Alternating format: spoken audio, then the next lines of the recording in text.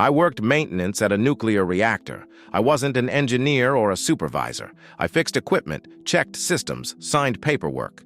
The night of April 25, 26, 1986 felt unusual. Reactor 4 was running a test, and people were frustrated because it had been delayed for hours.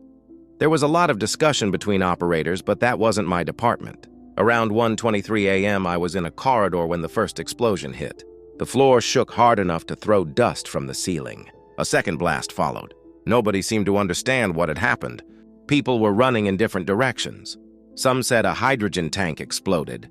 Others thought part of the turbine system had failed. What I remember most is that nobody was saying the reactor exploded.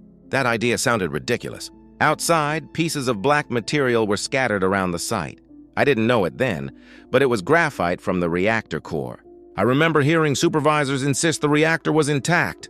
Hours later, they were still saying it. Around 2 a.m., firefighters were already battling fires on the roof. They had arrived without special protective equipment because nobody had told them they were facing an open reactor. By then, some workers were already feeling sick. One man complained of a metallic taste in his mouth. Another started vomiting. Most of us assumed it was stress.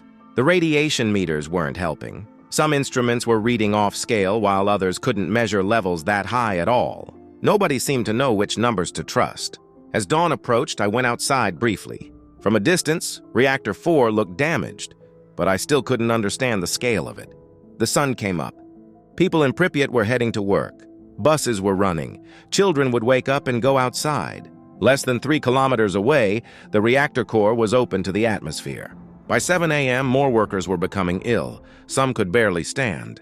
Yet many managers still believed the core was largely intact and ordered efforts to continue pumping water into the reactor.